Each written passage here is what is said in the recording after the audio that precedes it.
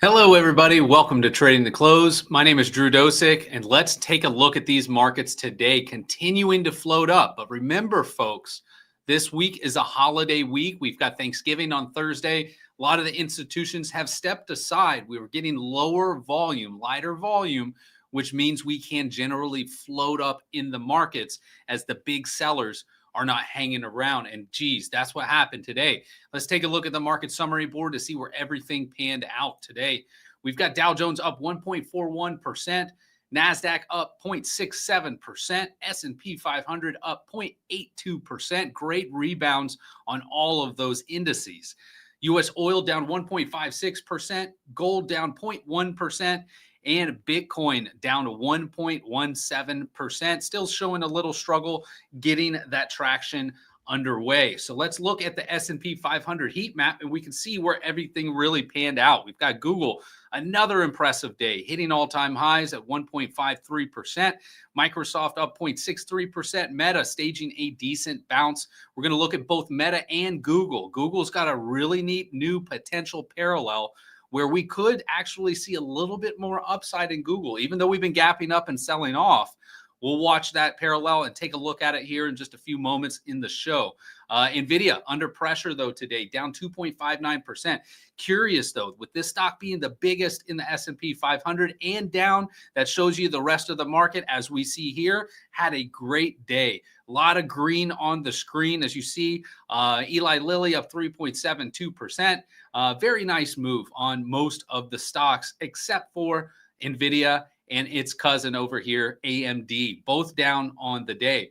So where does that take us in the spiders? Now, in the S&P 500. First up, though, the SPX. The SPX actually closed above the high today from this November 20th candle. The November 20th candle is 6,770 points, and we actually closed today at 60. Oh, pardon me. I actually missed by 5 points. Last I checked, we were right above there. So it missed by 5 points, still maintaining within this red candle. Now, guys, this is a rapid recovery. Notice the recovery we had over here. It took several days to get above this red candle. We've had 5 trading days here, then 4 trading days of consolidation to break above this. But we've only had 3 days of a rip-roaring rally occur here right when the SPX was on the verge of breaking down. You can see that even displayed on the SPY, which is the ETF that tracks the spider or the S&P 500. We have this inclining trend line where price is still struggling to get above. Now, yes, on the spiders, much more clear. We did not close above this November 20th candle. We're going to be watching that very closely tomorrow. But folks, since we've gotten up here already, and now, as I discussed, we've got lighter volume going into the holiday week. We still have got Wednesday and then part of Friday to go ahead and trade. We're likely going to float up, potentially trace this trend line, or even get above it. So be watching very closely. But again, I flip on the volume, and you can see down here at the bottom of the screen, both today and yesterday, a little bit more muted with volume compared to what we saw last week on the charts. Next up, the Qs. The Qs here also, nice push higher on the day, clearly underneath this November 20th candle. So we'll still have to fight a couple more days potentially before we're getting above that area. If we do, next resistance will come right here at this gap fill at $621.09. Support is right now currently at today's lows, right at the bottom of price action on this inclining trend line at $608.70, or pardon me, $597.79. That area will be minor support should we see strong selling. So you can see price potentially bounce off it intraday before breaking if we have selling pressure resume. Next up, the SMH. The SMH also nice day today, but not getting outside of yesterday's candle. Mainly, we've got NVIDIA, AMD that weren't positive on the day, but a lot of other stocks in the semiconductor field were up on the day, pushing this price action up. Nice move, though, on SMH, still in the lower 50% area of this parallel channel. Resistance will be up here at $345.18. Now, next up, the IWM has had a killer rebound far better than the other indices, and mainly because, and I touched on this, potential lower rates with the Fed cutting rates in December. That's still on the table, still high percentage chance that's going to occur. Thus, investors returning to these small cap stocks that rely on cheaper money to borrow and stay afloat. Great push here, currently now into resistance. Notice all this chop action that occurred a few weeks ago. That area is likely going to pause this accelerated 3-day surge on the charts. I anticipate potential consolidation. And if we're going to continue higher on the IWM, next resistance will likely be at all-time highs, as price could try to get back into this parallel channel right up here at $256.08. But I do anticipate the probability state we should actually start cooling off after this tremendous 3-day surge up on the chart of IWM. Next up, we've got Bitcoin, guys. And look at Bitcoin today. I was drawing several trend lines trying to figure out what price action was going to do today. It was trying to break out, then failed. As you see here, we had a breakout on the hourly time frame, even got a bounce looking like it was going to move up higher, but it just couldn't get out of its own way on Bitcoin. So we zoom back out to the daily time frame, and we see here price action. I'll eliminate this trend line. Price action's really bounced up nicely from this low down here near $80,000. Currently up to around 87, about a 10% bounce. Now we need to see Bitcoin potentially take on the next challenge, which is going to be this 50% area of the parallel channel, right around $91,878. That will be a stiff test. Consider this big red candle and the 3 previous candles of consolidation should be at least a day or two pause before continuing up on the charts on Bitcoin, but not the biggest of rallies thus far. Nonetheless, it's been a great push for Bitcoin to get off of those lows. Next up, we've got gold. Gold really took the day off today, and this near-term parallel is how we're going to be charting gold for the near future. Resistance right near the highs of today. Tomorrow, it's going to be at $4,172.94. As long as price remains in this lower 50% of the parallel, we're actually inclining for a potential breakdown underneath this parallel. So be watching this closely. Should we beat this 50%, probabilities will then shift to have price potentially go back up on the chart of gold. Next up, silver. Silver remains strong today, closing near the highs of yesterday's candle, all still doing well after saving itself, staying above this inclining trend line, maintaining current trend. The longer we stay closer to this trend line, the more likely we'll start breaking it. So if we test it again, consider this is going to be the first, second, third, fourth, now 5th time hitting it, and every time it hits the trend line, that trend line gets weaker. So as a silver bull, you want to see price accelerate away from this trend line. We don't want to be hitting that anytime soon. If we do, we're likely to break down to come to the next support at $46.79. Next up, U.S. oil. Now, guys, check this out. A couple weeks ago, I was talking about these 3 wicks down here and how that was telling me that buying pressure is likely coming back into oil that could push it up on the charts. Look at what we got going on here. This is one of the most amazing things about technical analysis. Charts often like to repeat themselves. They like to do almost exactly what they've just done, whether that's a big move up followed by a big move down, or in this situation, repeat these 3 wicks on the daily chart, implying there's buyers right here supporting price and could actually push it higher. Whenever you get to that number 3, I start paying attention because this tells me that price likely could start returning back up to test the high end of this red candle that occurred on Wednesday, November 12th. That high is $61.06. I would anticipate any move up would see some stiff resistance right in that area because plus we've got this declining trend line that is and has been resistance when prices come from the bottom moving up. Next up, we've got Nat Gas, and Nat Gas did exactly like what I thought it was going to do. Pull back down, tag this support zone again, and still maintaining right here. Notice we've kind of bounced back and forth, played pinball. I've described that over the last couple of days because this move was an extended move, and especially if we have price remain down here near the lower range of this consolidation, that increases probabilities of a move down. You know what also increases probabilities of a move down? An extended move up, just like what I said on the last chart. Stocks and also commodities like to do what they've just done. They like to repeat themselves. This was a huge move up. We could have a huge move right back down. If that's the case and we break this current support zone, next support down here at $4.02. Next up, Symbotic. Guys, look at this stock. It had earnings last night. Look at this. Earnings per share beat by over 800% and revenue by 2.39%. Man, if that wasn't fuel for a rocket, I don't know what is.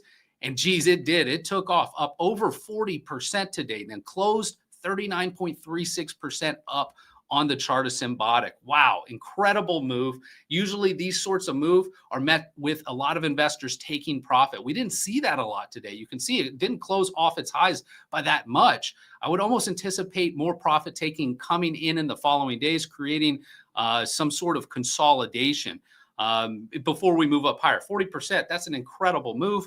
But then this daily candle wick on the top tells me some of the profit takers may still be waiting, and they may be waiting for the top end of this parallel channel right at $81.30. That also coincides with the gap fill right here at $81.83. And if you notice this parallel, it's embodied the price movement for all of this rally that's occurred since April. We tagged the bottom right before reporting earnings. Now we're all the way back here near the top. Could repeat what happened over here, potentially pierce, and then come right back in on the chart. So be watching price action on Symbotic, especially once we get above 81 bucks, as we should face some serious resistance there.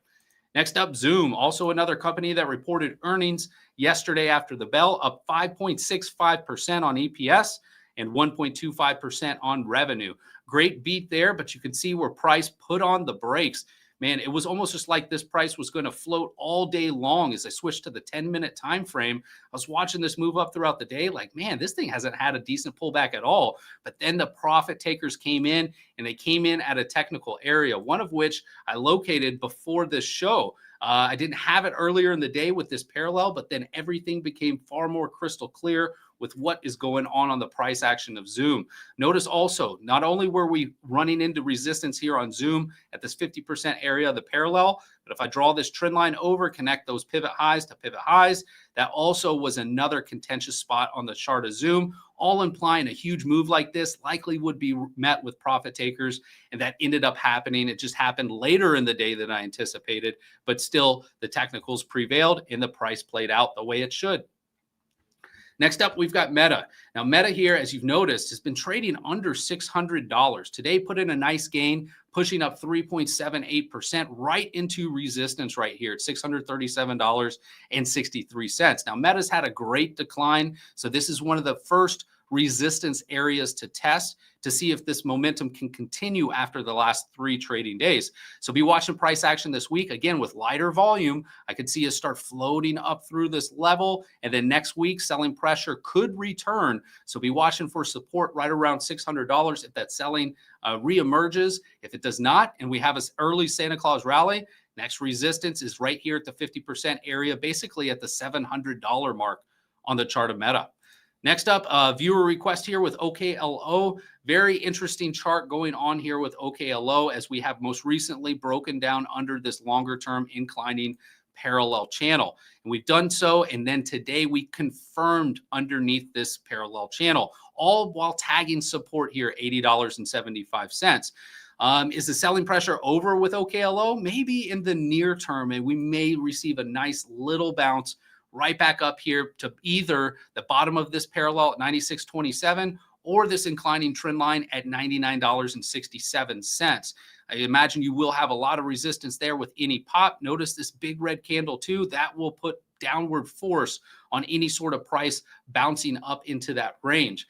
One thing that also tells me price is likely going to be going lower, folks, is if you notice here, we've got a head and shoulders pattern. All right. So with the head right there and the right shoulder here, this is obviously already triggered. And you can see this drawn out on this chart right here with this being the neckline, this trend line that I just drew. So then that actually has a targeted move all the way down here to $37.09. But what do we know about what happens when price breaks trend lines? It likes to go back and retest the trend line. So any sort of bounce up here could be a shorting opportunity for price to eventually meander all the way down here to the targeted measured move. Now, this measured move is negated if price gets back above this inclining trend line. So there will be a little bit of risk here. Obviously, that trend line is up here at 129. And this bottom of the parallel is right around $100. So you could be out of the money about 20-30% once you find out this measured move is over. So I would likely wait to see if price comes back up in this range, then short. And then that way, the margin of error and the risk is far less, because if price closes above this trend line, you simply can stop out of that trade. But still, you can't argue. We've got a head and shoulders on the chart telling us price should be coming down, and coming down much further on OKLO. Next up, Google. Now, guys, Google has had fantastic news recently, but it's all been centered around AI. It's been centered around the developments with Gemini 3. And Gemini 3, like I said, has been used for a while. AI has been around for a while, as we know, but investors are piling right back into Google. And so you see here, price recently with this announcement has broken through this parallel channel. Now, this parallel was intact ever since the end of 2024. And you notice it behaved very well, tagging the bottom, gapping up over the 50% area, coming back down, catching support in this range, and then bouncing and going. Now we're outside of this parallel. Now we're in brand new all-time highs. How do I find the next level? Well, one way that I do so is I play with my current parallels. Now watch this. One of the major reasons to make a solid parallels to have price react to this 50% area. So if I move this price action up on the top end of the parallel, look at what happens when I pull it to right about here. Notice how price action at the 50% area, we gapped down underneath it, consolidated, broke down. Then when we came back up, got rejected, came back up, consolidated, then went higher. Then we came back down, caught support right here on this 50%. So this tells me this parallel is actually a very valid parallel with the opportunity to give us a new resistance level if price continues moving up on Google. We're talking around $350 on the chart of Google, slightly underneath if we get there more rapidly, right around 340 if we get there this week, next week and following weeks, around 347. So watch this, take a picture of this chart. This could end up making you some great money. If you're long Google, take some profits near the top of the parallel, or the top of the parallel could be a great place to initiate a short play. All right, guys, especially if Google rockets up to the top too. We love those moves that go quickly up because, like I said earlier, stocks often like to repeat what they just did. If a stock moves straight up, it likely is going to move straight down in the very near term. All right, guys, that wraps up today's show. Don't forget to like and subscribe. Send this out to your friends and family so they too can understand and learn technical analysis. And we'll be back here. We won't have a show on Thursday, but we're going to be back here tomorrow analyzing these charts. Can't wait to do it. And until then, you guys have a fantastic day.